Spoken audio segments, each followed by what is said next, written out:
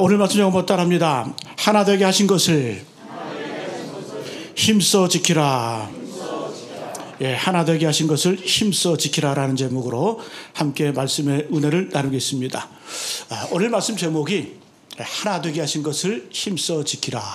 그 앞에 보면 성령이 하나 되게 하신 것을 힘써 지키라.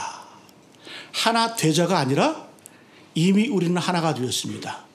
예수 십자가의 공로를 통해서 하나님과 우리의 막힌 담이 헐어져서 하나님과 하나가 되었고, 또 사람들과의 관계 가운데 이 교회 공동체 안에서 한 몸을 이루는 한 지체가 되었습니다. 그런데 이걸 지키라는 거예요. 그냥 지키라는 것이 아니라, 그냥 되는 것이 아니라 힘써 지켜야만 지켜지는 것이 하나됨이라는 겁니다. 그래서 여러분, 오늘 말씀 보니까 우리가 힘쓰지 않으면은 하나됨을 지키는 것이 쉽지가 않다는 겁니다. 여러분, 사람과 사람과의 관계가 참 하나 되는 게 참 힘듭니다. 요즘 세대는 한 직장에서 오래 있지를 못합니다. 금방 직장을 그만두거나 다른 곳으로 이직을 할 때가 참 많이 있습니다. 그런데 가장 큰 문제가 뭘까요? 사람과의 관계. 사람과의 관계가 참 힘듭니다. 제가 군인 목회 2년 할 때 요즘 아이들 들어오는 아이들, 군대 들어오는 아이들 보니까 다 각자 집안에서 뭐 아들 한 명, 또 자녀 한 명, 이런 아이들이 군대를 오니까 적응을 못해요. 그래서 신병들 들어오면 제가 제일 먼저 상담을 하게 됐는데, 이 아이들이 적응을 하고 싶어도 그 방법을 몰라요. 알지를 못해요. 왜? 그렇게 살아오지 않았기 때문에. 가정에서 정말 홀로 귀하게 자라고 그렇게 자라왔기 때문에 이 사람들과의 관계 맺는 것을 상당히 힘들어하더라고요. 그러면서 이 군대 생활 거쳐가면서 아이들이 이렇게 동화가 되고 하나가 되는 모습을 볼 때 얼마나 귀한지 모릅니다. 여러분, 신앙생활도 마찬가지입니다. 교회 안에서 인간관계, 성들과의 관계 쉽지 않습니다. 왜 그럴까요? 교회는 천사들이 모인 곳이 아니에요. 히브리서 말씀에 보면 교회를 향해서 천국의 모형이라고 말합니다. 천국의 모형. 모형은 진짜가 아니라는 거죠. 모델하우스가 오면 그럴듯한데, 그죠? 다 갖춰져 있는데 그건 가짜지 진짜가 아니에요. 그냥 냄새만 맡는 거예요. 여러분, 우리가 이 땅을 살아가면서 교회 공동체 안에서 천국을 경험한다고 할 때 우리가 나중에 들어갈 천국과는 정말 비교할 수 없는 그런 그 천국이 우리를 기다리고 있는데, 우리는 이 땅에서 교회 안에서 천국을 누린다는 의미는 뭐예요? 천국을 맛보는 거예요. 맛보는 거예요. 왜 그럴까요? 우리 교회 안에는 완전한 인간, 또 완벽한 인간은 없기 때문에 그래요. 다 죄인입니다. 너도 죄인이고 나도 죄인이고 다 연약하고 부족합니다. 또 교회 공동체 안에서 이 성령께서 세우신 교회이기 때문에 항상 사단 마귀가 우리를 흔들어버립니다. 하나 되지 못하게. 그 사단 마귀, 그 사탄 할 때 그 언어 자체가 디아블로스. 디아는 사이라는 의미고 블로스는 던지다. 영어의 블로우의 어원이 된 단어인데, 이 사이를 끊임없이 이간질하고 그 사이를 던지는 게, 갈라치게 하는 게 바로 이보다 사단의 역사라는 겁니다. 그래서 이 사단의 유혹이 있고, 또 우리 인간은 늘 부족하고 연약하기 때문에 우리가 하나 되는 것 쉽지가 않다는 겁니다. 그래서 사도 바울은 오늘 권면하죠. 3절에 평안에 매는 줄로 성령이 하나 되게 하신 것을 힘써 지키라. 이미 성령께서 한 몸으로 우리를 부르셨고 한 몸 되게 하셨는데, 그 하나 되게 하신 것을 우리가 힘써 지켜야만 하나가 될 수 있다는 거예요. 힘써 지키라. 여러분, 예수님의 공동체를 한번 보십시오. 예수님의 제자단을 보게 되면 그렇게 하나 될 수 있는 구성, 그게 아니에요. 12명의 예수님의 제자들 몇 명을 보게 되면 시몬이라는 사람이 있어요. 시몬. 성경은 뭐라고 그를 표현하냐? 열심당원이다. 열심당원. 그 당시에 열심당원은 누구냐 하면 테러리스트. 이 로마의 압제, 이 로마를 향해서 그 당시에 이스라엘이 로마의 압제에 있었습니다. 독립투쟁, 무장 독립투쟁을 했던 사람들이 열심당원이거든요. 열혈당원들, 열심당원들. 이 시몬이 그런 사람이었어요. 예수님 제자 가운데. 그러면 이 열혈당원들, 이 나라를 위해서 무장 독립운동을 했던 사람들은 누굴 가장 싫어할까요? 로마도 싫어했지만 로마의 앞잡이들을 참 싫어했습니다. 그 중에 누구냐? 세리들. 그 당시에 세리들은 세금을, 이스라엘 백성들에게 세금을 걷어다가 로마에게 바치고 상납하고 나머지는 자기들이 착복하고 부를 누리는 흡혈귀 같은 그런 사람들이 바로 이 세리였어요. 그러니까 이 시몬이 볼 때, 독립운동을 했던 시몬이 바라볼 때 이 세리들은 정말 상극에 싫은 거예요. 근데 예수님 제자 가운데 누가 있어요? 세리 마태. 그죠? 세리가 있잖아요. 마태가 있어요. 마태. 마태복음을 기록한 마태가 바로 이 직업이 세리였습니다. 그러니까 금방 죽여도 시원치 않을 그런 인물이 같은 제자 속해 있는 거예요. 근데 하나가 됐거든. 제자가 있거든. 같은 제자가. 여러분, 예수님의 제자들 가운데 부자도 있고 가난한 자도 있었습니다. 야고보와 요한은 부자였던 것 같아요. 왜 그러냐면 그 야고보와 요한이 아버지가 이 배를 갖고 있었던 것 같아요. 한두 척이 아니라 여러 척을 갖고 있었던 것 같아요. 그래서 지금으로 말하면 크게 어업을 했던 사람이 바로 이 야고보와 요한의 집안이었습니다. 반대로 이 베드로와 안드레는 어부였지만, 같은 어부였지만 이 선주들에게 고용이 돼서 이 일을 했던 그러한 가난하고 서민의 그런 모습이었습니다. 그러니까 이 야고보와 요한 그리고 베드로와 안드레는 그렇게 하나 될 수 있는 그런 근거가 별로 이렇게 없었다는 거죠. 또 제자 가운데 상식적으로, 성격적으로 예민한 사람들이 있었습니다. 가룟유다 같은 사람들, 또 이 나다나엘 같은 사람들은 좀 예민하죠. 빌립 같은 사람들 계산적이고. 근데 반면에 털털한 사람도 있어요. 베드로 같은 사람들, 성격이 털털하고 또 포용적인 그런 사람도 있었습니다. 불안한 자와 부자와 가난한 자가 함께 섞여 있었고, 또 고위층에 있는 사람과 또 낮은 계급에 있는 사람들이 함께 어울렸던 제자가 그룹이 바로 이 예수님의 제자 그룹입니다. 놀라운 것은 하나됨을 이루었다는 겁니다. 여러분, 오늘날 한국 사회 가운데 가장 필요한 것이 무엇일까요? 저는 하나됨이라고 생각을 합니다. 여러분, 이 시대가 어떤 세대입니까? 계층과 계층이, 세대가 서로 갈라치게 하고 서로 어떤 극렬하게 이 하나됨을 이루지 못한 사회가 바로 한국 사회입니다. 이제 여러분, 우리가 내일 모레 대통령 선거를 하게 되는데, 또 그리고 대통령 선거만 하겠습니까? 나중에 국회의원 선거도 하게 되는데, 저는 우리가 지도자를 뽑을 때 정말 이 통합의 능력, 하나 되게 하는 능력이 있는 사람이 지도자가 됐으면 좋겠어요. 또 그런 사람이 대통령이 되어서 나라를 하나로 만들었으면 좋겠습니다. 왜? 이 나라가 얼마나 분열이 되고 얼마나 여러분, 그래서 제발 좀 사리사욕, 당리당략을 위해서 서로 이간질시키고 갈라치게 하는 그런 부류들은 지도자가 되면 안 됩니다. 제가 지금 여야 따지는 거 아니에요. 진보 우파 따지는 거 아니에요. 지도자가 된다고 하는 사람들이라고 한다면 반드시 이 사회를 통합할 수 있는, 하나됨을 이룰 수 있는 그런 분들이 되어야 될 줄로 믿습니다. 여러분, 그래서 오늘 교회도 마찬가지죠. 나라와 민족도 마찬가지고 교회 공동체도 마찬가지고 우리의 가정도 마찬가지입니다. 하나됨이 중요하다는 거예요. 그래서 여러분, 오늘 말씀을 통해서 이 하나됨을 이루는 방법이 무엇일까? 친절하게도 오늘 말씀에 자세하게 기록해주고 있습니다. 2절 말씀에 보니까 모든 겸손과 온유로 하고 오래 참음으로 사랑 가운데서 서로 용납하고. 우리 2절 말씀 같이 한번 읽어볼까요? 이게 하나 되는 방법이에요. 하나 될 수 있는 근거입니다. 자, 2절 말씀 시작. 모든 겸손과 온유로 하고 오래 참음으로 사랑 가운데서 서로 용납하고. 겸손, 온유, 오래 참음, 용납. 다시 한번요. 겸손, 온유, 오래 참음, 용납. 이것이 있어야 가정에서, 교회에서, 나라와 민족이 하나 될 수 있다는 겁니다. 자, 우리 하나씩 살펴보기를 원합니다. 여러분, 하나됨을 지키는 방법 바로 겸손입니다. 겸손. 겸손이 뭘까요? 우리는 자꾸 겸손을 오해해요. 착각을 해요. 겸손은 자기를 낮추는 것이다, 자기 비하다. 그걸로 우리는 오해할 때가 참 많이 있습니다. 여러분, 겸손은 자기를 낮추는 것이라기보다는 상대방을 높이는 거예요. 잘 들어보세요. 겸손은 내가 낮아지는 것이라기보다는 상대방을 높이게 되면 자연스럽게 나는 낮아지는 거예요. 자꾸 자기를 낮추려고 하지 마세요. 나는 부족합니다. 연약합니다. 나는 벌레입니다. 다 알아요. 자기를 자꾸 낮추려고 하지 말고 상대방을 높이라는 거예요. 상대방을 높이게 되면, 나보다 남을 낮게 여기면 우리 가운데 하나됨을 이룰 수 있다는 겁니다. 그래서 우리가 겸손을 정의할 때 겸손은 무엇이냐? 남을 높여서 나를 낮추는 것.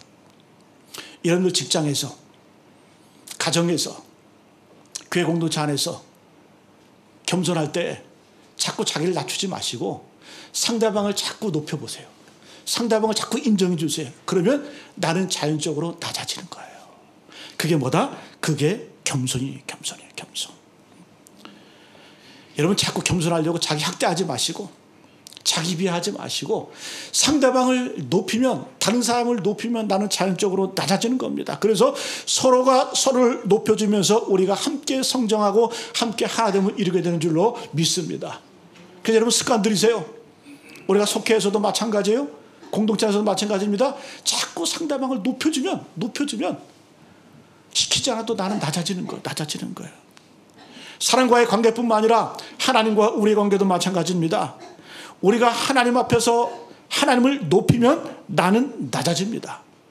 내가 하나님 앞에 겸손할 수 있는 비결이 뭘까요? 자꾸 자기를 낮추려고 하지 말고 크신 하나님을 찬송하고 크신 하나님을 높이시길 축복합니다. 크신 하나님을 높이면 내 안에 하나님을 크게 만들면 나는 작아지는 거예요. 나는 겸손하게 되는 거예요.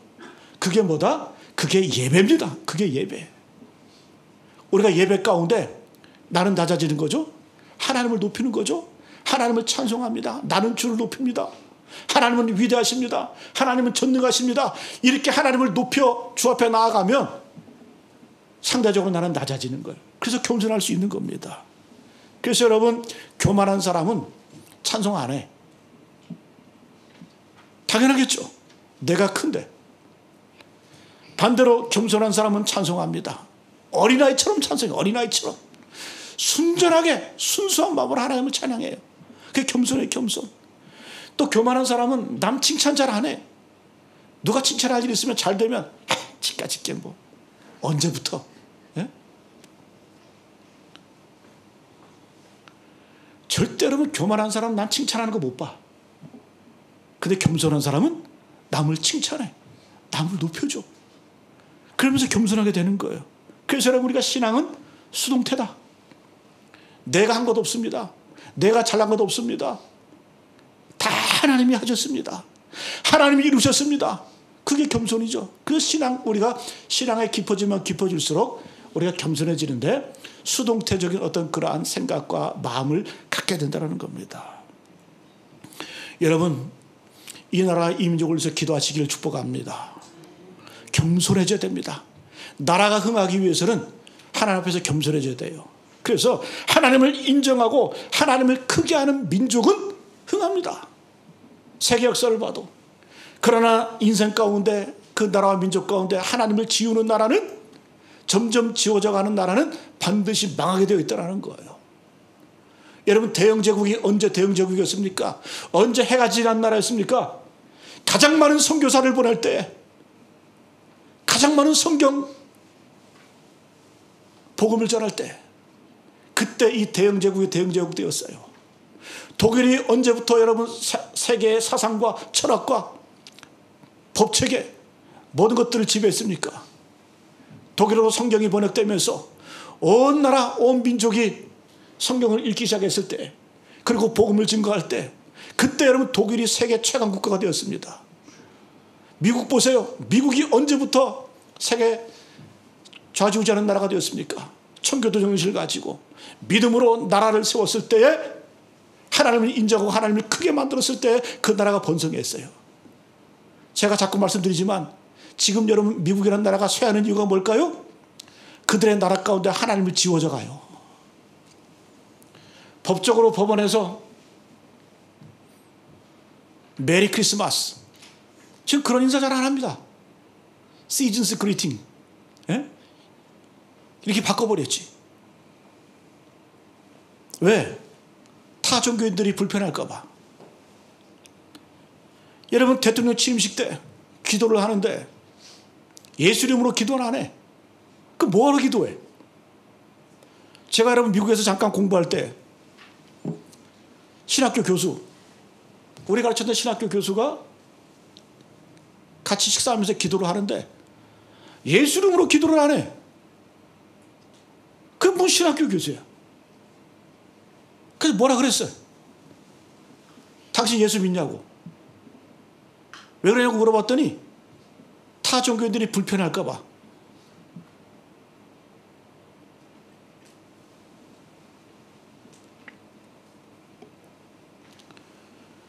여러분 지금 학교에서 케네디 대통령 때부터 공립학교에서 기도하는 것을 금지하고 있죠. 여러분 미국이라는 나라가 지금 한번 보세요. 이 트럼프가 지금 이 관세로 압박하고 관세로 상호 견제하는 그 이유가 뭘까요? 발버둥 치는 거예요. 미국이 살아남기 위해서. 지금 미국이라는 나라가 세계 최대 부채 국가인데 국가 예산의 6분의 1을 이자 갚는 데 소진하는 나라가 미국이에요. 감당이 안 되는 거예요. 제조업이 다 무너져 버렸어요. 심지어 농담으로 그런 얘기 하잖아요. 볼트 너트도 못 만드는 나라가 미국이다. 지금이 어떤 시대입니까? 미국이라는 나라가 우리나라에 와가지고 그런 얘기 하잖아요. 배도 못 만드니까 제발 미국으로 와서 배도 좀 만들어 달라. 길 좀 이전해 달라. 반도체, 2차 전지 다 자기 땅에 와서 공장 만들어 달라 하는 거 아니에요? 이거 뭘까요? 점점점 나라가 세워지고 무너지는 거예요. 무너지는 거예요. 왜 그럴까요? 영적인 것과 무관하지 않습니다. 그 나라 가운데, 민족 가운데 하나님을 점점 지워져 가니까 하나님도 그를 지워져 가는 거예요. 하나님 그들을 잊어버리시는 거예요.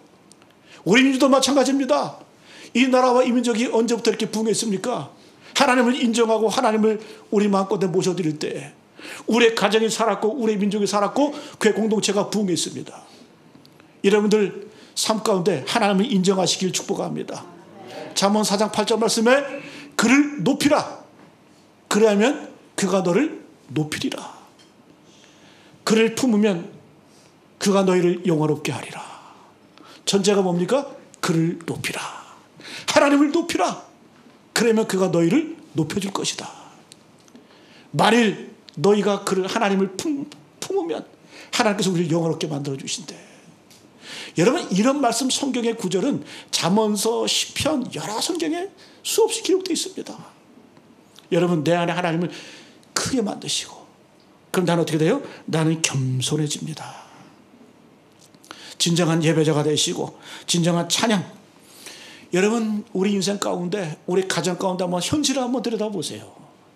언제부터 예배를 우습게 여기고 기도하는 것 찬양하는 것도 우습게 여기고 주일 성소 우습게 생각하고 이거 한마디로 말하면 하나님 앞에 겸손하지 못하다는 증거예요.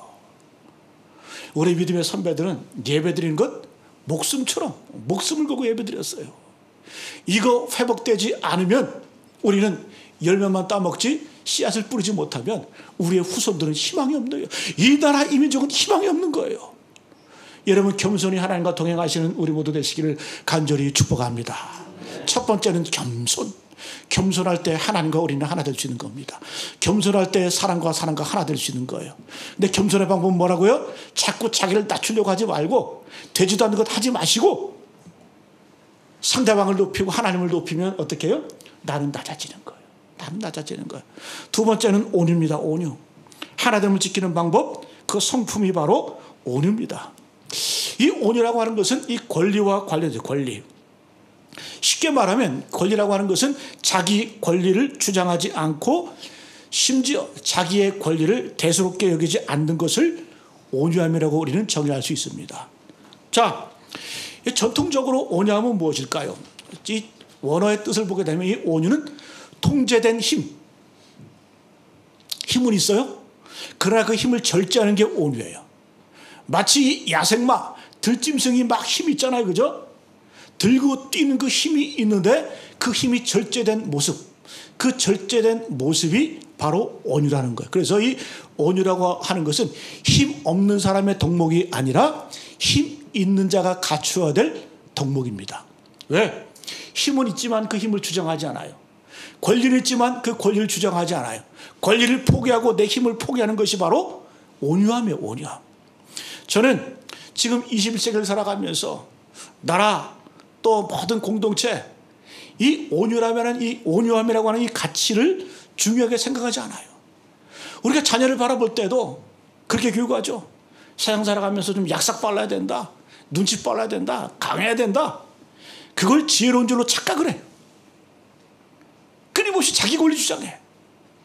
어떤 단체고 어떤 모임이고 다 자기 권리를 주장했죠. 자기 권리. 그러니까 여러분 다 갈등하는 거예요. 내 권리만 있습니까? 상대방의 권리도 있지. 그죠? 내 힘만 있습니까? 다른 사람도 힘이 있지. 그러니까 서로 갈등을 부딪히는 거예요.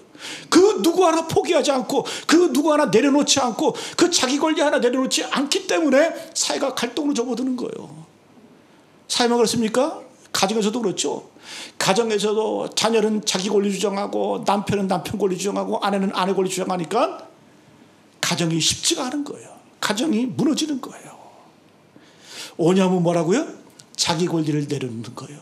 힘은 있지만 그 힘을 내려놓는 거예요. 그래야 갈등과 대립이 사라집니다. 여러분 옛날에는 가정에 질서가 있었고 평화가 있었어요. 왜 그럴까요? 일단 어머니들이 가장 많은 희생을 했어요. 그렇죠? 어머니들이 자기 권리 주장하지 않고 어머니가 희생하고 아버지도 희생을 했어요. 그죠? 우리 어머니 아버지 바라볼 때 가장 우리가 생각할 때 느낌이 뭐예요? 자식 새끼들 키우기 위해서 입지 못하고 먹지 못하고 자녀들에게 다 내어주셨잖아요. 가정 얘기해서 죄송합니다. 저희 우리 장인어른 장모님 천국으로 다 보내드렸는데요. 제가 유산 정리할 때 유품 정리할 때 진짜 편했어요. 버릴 게 없는 거예요. 정리할 게 없어요. 옷이라고 해봐야 몇십 년 된 거, 10년, 20년 된 거. 여러분, 우리 부모들이 다 그렇게 사셨잖아요. 자녀들을 위해서 자기 권리 주장하지 않고 희생하고 내려놓고 권리 포기하고. 그러니까 여러분 가정의 상관이 우리가 지금까지 지려온 것 아니에요? 복받고 사는 것 아닙니까? 여러분 우리가 권리 주장하면 무너져요. 자기 힘 자랑하면 무너져요. 어떤 공동체든 가정이든. 예? 여러분 옛날에는 자녀들도 다 희생했잖아요. 특별히 큰딸들. 그죠? 큰딸들은 어떻게 했습니까? 공부도 제대로 안 시켰잖아요. 어렸을 때부터 공장에 보내가지고 일 시켜서 부모 공양하고, 그죠? 동생들 교육 다 시키고, 우리의 누나들, 우리의 큰딸들 그렇게 살아왔잖아요. 그 어디에 여러분 자기 권리가 있습니까? 자기 주장이 있습니까? 그러니까 여러분 가정이 든든히 서나가고 공동체가 든든히 서나가고 하나가 되는 거예요. 하나가 되는 거예요. 여러분 그래서 이 오늘날 사회는 온유가 참 중요한 겁니다. 권리는 있지만 그 권리를 주장하지 않고 포기할 수 있는 그 힘, 그것이 바로 하나님이 기뻐하시는 그런 모습인 줄로 믿습니다. 여러분 하나님께서 스스로 예수님께서 이 땅에 오셔서 하나님의 아들이신 예수께서 스스로 뭐라고 말씀합니까? 마태복음 11장 28절 29절 말씀에 수고하고 무거운 짐진 자들아 다 내게로 오라. 내가 너희를 쉬게 하리라. 나는 마음이 온유하고 겸손하니 나의 멍에를 메고 내게 배우라. 예수께서 스스로 뭐라고 말씀해요? 나는 온유하다. 왜? 하나님의 아들이신 예수께서 하늘의 권세를 내려놓으시고 하나님의 아들이시라고 하는 그 영광스러움을 내려놓으시고 이 땅에 내려서 포기하시고 십자가 달려 죽으시고 우리를 구원해 주셨잖아요. 예수께서 십자가의 능력이 무엇입니까? 자기 권리 포기하는 거예요. 자기 힘을 포기하시는 거예요. 그것 때문에 우리가 구원받고 우리가 하나님의 자녀가 되었잖아요. 그러면 주님 뭐라고 말씀해요? 나는 마음이 온유하고 겸손하니 너희도 나의 멍에를 메고 내 멍에를 메고 내게 배우라. 뭘 배우라는 거예요? 겸손함을 배우고 온유함을 배우라는 거예요. 성경에서 이 온유라는 단어가 제일 먼저 나온 곳이 어디냐? 민수기 12장이에요. 민수기 12장에 보게 되면 12장 3절에 하나님께서 모세를 향해서 이 사람 모세는 그 온유함이 지면의 모든 사람보다 승하더라. 가장 온유했던 사람이 누구다? 모세라는 거예요. 어떤 일이 있었냐 하면 이 모세가 구스, 에티오피아 지금 이 여인을 아내로 맞이합니다. 그랬더니 그의 누이 미리암과 형 아론이 비난해요. 비방해요. 예?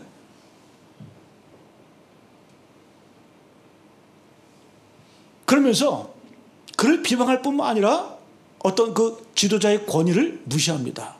아니 하나님께서 너와 말만 하냐? 우리에게도 말씀하지 않느냐? 예?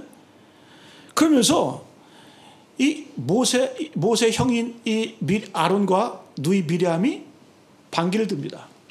그때 하나님께서 미리암과 아론을 부르시죠. 회막 가운데 부르셔서 그의 임재 가운데 하나님이 말씀하세요. 그리고 모세를 변호해 주십니다. 야, 너희들 모세처럼 내 집을 위해서 온전히 충성한 적이 있냐? 그리고 모세는 누군지 알아? 내가 대면에서 본 사람이야. 페이스 투 페이스. 예? 니들은 고작 음성만 들었지. 모세는 내가 얼굴과 얼굴을 맞춰서 마주봤던 사람이야. 친구처럼 지냈던 사람이야. 니들이 모세를 건드려? 이 말은 뭘까요? 모세가 잘못했죠. 인간적인 허물 아닙니까? 그럼 하나님은 누구의 편일까요? 하나님은 선한 사람, 의로운 사람의 편일까요? 사람 가운데 의로운 사람이 누가 있어요? 선한 사람이 누가 있습니까? 다 죄인이고 다 악인이지. 그럼 하나님은 누구의 편일까요? 온유한 자의 편인 줄로 믿습니다. 모세는 지도자의 권위 갖고 힘이 있잖아요. 그 힘을 사용해서 징벌하지 않습니다. 치리하지 않습니다. 오히려 내려놓고 중보기도 하잖아요. 여러분 출애굽기 32장에서 이스라엘 백성들이 금송아지 만들어 놓고 우상 숭배할 때 하나님께서 열이 받으셔가지고 내가 이 백성 목이 곧은 백성들 다 내가 진멸하겠다, 없애버리겠다. 그러면서 하나님께서 모세를 부르셔서 뭐라고 말씀해요? 모세야, 너는 충성을 했으니까 너의 혈육을 통해서 너의 가족을 통해서 내가 새 나라 만들어 줄게. 이렇게 얘기했죠. 그죠? 그러니까 하나님으로부터 당연한 어떤 인정과 자격을 받은 사람이 바로 이 모세예요. 그때 모세는 어떻게 합니까? 하나님 감사합니다. 그렇게 하지 않았어요. 하나님, 이 백성을 죽이시려거든 나도 죽여주십시오. 이 백성을 버리시거든 나도 버려주옵소서. 자기 권리를 포기하는 거예요. 자기 힘을 내려놓는 거예요. 그러니까 지도자지. 그러니까 모세지. 그리고 여러분 그 미리암 모세를 비난했다가 문둥병에 걸리잖아요. 모세는 또 그들을 위해서 중보기도 합니다. 낫잖아요. 여러분 우리 가운데 조그만 힘만 있으면, 조그만 권리만 있으면 그거 주장하기 바빠요. 예? 다 그렇잖아요. 내가 조그만 뭐 있으면 목소리 내려고 그러고 뭔가 비판하려고 그러고 정죄하려고 그러고, 예? 함부로 판단하려고 그러고. 우리의 모습이 그런 모습 아닙니까? 곰곰이 생각해 보세요. 우리 가운데 온유함이 있나? 여러분 온유하시기를 축복합니다. 온유해야 하나가 되는 거예요. 나라와 민족이 하나 되는 것이고 교회 공동체가 하나 되는 거. 이거 쉽지 않아요. 그래서 사도 바울은 뭐라고 말하는 거예요? 성령이 하나 되게 하신 것을 힘써 지키라. 힘써 지키라. 세 번째, 오래 참. 오래 참아야 하나 되는 겁니다. 우리가 이 오래 참음하면 이 사도 바울이 사랑을 정의할 때 고린도 전서 13장에서 사도 바울이 이 사랑을 15가지로 정의하고 있죠. 제가 잠깐 읽어드릴게요. 우리가 잘 아는 말씀, 고린도서 13장 4절 이하의 말씀. 사랑은 오래 참고, 사랑은 온유하며, 시기하지 아니하며, 사랑은 자랑하지 아니하며, 교만하지 아니하며, 무례히 행하지 아니하며, 자기의 유익을 구하지 아니하며, 성내지 아니하며. 쭉 나오고 있어요. 15가지로. 근데 제일 먼저 사랑은 뭐다? 사랑은 오래 참고, 사랑은 온유하며. 사랑의 첫 번째 정의가 오래 참는 겁니다. 근데 여러분 뒤에 나오는 모든 것도 다 오래 참는 거예요. 온유함도 뭐예요? 참는 거겠죠. 내 권리가 있고 내 힘이 있지만 주장하지 않는 거, 참는 거죠. 사랑은 자랑하지 아니하며. 우리가 땅 살아갈 때 자랑하고 싶은 게 얼마나 많이 있어요. 자랑질하고 싶잖아요.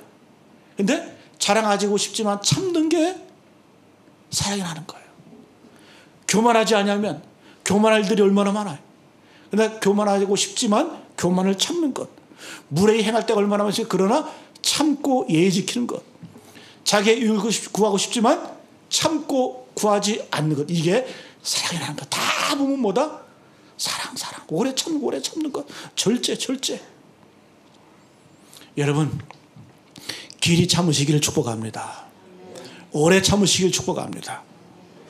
예수님께서도 십자가를 참으셨어요. 하나님께서도 길이 참으심으로 우리를 사랑하셨어요. 만약에 하나님께서 우리를 향해서 참지 않으셨다면 우리가 살아남을 사람이 몇 명이나 됐겠어요? 그렇잖아요? 하나님이 우리를 바라보시고 참으셨기 때문에, 길이 참으시고 오래 참으셨기 때문에 우리가 살아남는 거예요. 그 은혜로 우리가 살아가는 거 아니겠어요?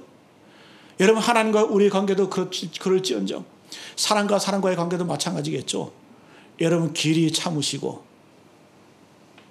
함부로 말하지 마시고 침묵하시고 절제하시고 정죄할 일이 있으면 기도하시고 화난 일이 있으면 무릎 꿇고 주님 앞에 간구하시기를 축복합니다. 거기에 평화가 있고 하나됨이 있는 줄로 믿습니다. 마지막 용납해야 하나 됩니다. 영어 성경 가운데 이 성경의 원문을 가장 많이 그 원뜻에 가장 가깝게 번역한 성경이 킹 제임스 버전이에요. 킹 제임스 버전. 근데 이 킹 제임스 버전 제가 읽어보니까 이 용납을 어떻게 표현하냐. forbearing one another in love. bearing. 이 bear라는 곰이라는 뜻도 있고 뭐 낫다, 뭐 참다, 견디다 그런 의미가 있거든요. 근데 이 bear라는 뜻을 보니까 또 이런 뜻도 있어요. 임신하다, 품어버리다 그런 뜻이에요. bear, 품다. 자, 용납은 뭘까요? 용납은 품어버리는 거예요. 임신해버리는 거예요. 그래서 우리가 신앙생활하면서 또 직장생활하면서 어떤 사람의 아픔을 보면 용납한다. 그게 무슨 의미일까요? 그 사람의 아픔을 내 뱃속에 집어넣어버리는 거예요. 다시 한번요. 용납이 뭐라고요? 상대방의 아픔, 상대방의 고통을 그냥 바라만 보고 이렇게 하는 게 용납이 아니에요. 그게 용납이 아니라 그 상대방의 아픔을 그냥 내 뱃속에다 집어넣어버리는 거예요. 임신시켜버리는 거예요. 그게 용납. 여러분, 남자분들은 잘 이해를 못하는데 여자분들은 임신하면 얼마나 힘들어요. 그죠? 입도 다고 또 배 나와서 불편하고 옷도 제대로 못 입고 10달 동안 얼마나 힘듭니까? 고통스럽습니다. 그게 용납이라는 거예요. 그게 용납. 그러므로 여러분, 용납은 상대방의 아픔을 내가 산모가 되어서 나에게 임신시키는 것. 그래야 하나가 된다는 거예요. 여러분, 옆 사람의 아픔을 보면서, 옆 사람의 실수를 보면서 여러분 이렇게 용납해 본 적이 있으세요? 마치 내 뱃속에다 집어넣는 것처럼, 마치 산모가 임신해서 10달 동안 품고 아파하고 괴로워하고 힘들어하듯이 내가 상대방의 고통을, 여러분, 이거 해보지 않은 사람은 내가 너를 용납한다? 이런 말 하면 안 돼요. 이런 말 하면 이건 말잔치에 불과하다는 거예요. 내 속에 품는 거예요. 여러분, 나라를 사랑한다? 민족을 사랑한다? 여러분, 우리가 6월달 이제 맞이하게 되는데, 그죠? 호국보훈의 달이잖아요. 6.25를 거쳐가면서 또 우리가 민족의 독립을 위해서 어떻게 하면 독립투사들이 나라 민족을 위해서 또 여러분 이 전쟁을 치르면서 나라 민족을 구하기 위해서 왜 목숨을 던졌습니까? 그분들은 최소한 나라의 고통, 나라의 아픔을 내 뱃속에 집어넣고 산 거예요. 내 뱃속에 품고 임신하듯이 내가 그걸 품고 그것이 내 삶 가운데 체화되어서 그것이 여러분 독립을 운동으로 나타난 것이고 나라를 지키기 위해서 자기 목숨을 초계처럼 버렸던 그 모습, 그 힘이 어디서 나왔다고요? 베어링, 임신해버리는 거예요. 내 뱃속에 집어넣어버리는 거예요. 여러분, 이럴 때에 가정이 하나 되시고 하나 되는 것이고 공동체가 하나 되고 여러분들 삶의 자리가 하나 되는 줄로 믿습니다. 그래서 여러분, 용납은 고통이에요. 힘든 거예요. 근데 그 고통 10달 동안 임신하고 있으면 새로운 생명, 귀한 아기가 태어나는 거예요. 네? 할렐루야. 여러분, 우리가 이렇게 용납하고 사시면 여러분들의 인생 가운데 정말 귀한 열매가 나타나요. 복된 열매가 나타나, 기적이 나타나, 능력이 나타나. 네? 여러분, 이런 용납의 큰 능력이 우리 가운데 있기를 간절히 축복합니다. 성경에 나오는 모든 인물들, 아브라함도, 모세도, 야곱도, 이삭도, 사도 바울도 다 죽어가는 영혼들을 바라보면서 그들의 고통, 그들의 저주를 자기가 품고 뱃속에 집어넣고 용납하고 받아들이고 그 사랑으로 그들을 복음을 증거하면서 생명을 살리는 그런 사역을 감당한 줄로 믿습니다. 오늘 말씀 마치겠습니다. 성령께서 성령으로 하나 되게 하신 것을 힘써 지키라. 이것을 우리에게 권면해 주고 있습니다. 여러분, 6월달 우리가 나라 민족을 생각하면서 살아갈 그런 한 달입니다. 여러분, 하나 되는 비결이 뭘까요? 첫 번째는 겸손한 거예요. 겸손은 내가 낮아지는 게 아니라 상대방을 높임으로 내가 낮아지는 거예요. 그 다음에 온유함. 자기 권리 주장하지 않고 자기 내세우지 않을 때 그게 온유함이라는 거예요. 모세처럼. 그 다음에 오래 참음. 오래 참음은 참을 때 열매가 있는 것이고 예수님의 성품, 하나님의 성품이 길이 참으셔서 우리를 사랑하셨습니다. 마지막 용납. 용납. 내 뱃속으로 품어버리는 거예요.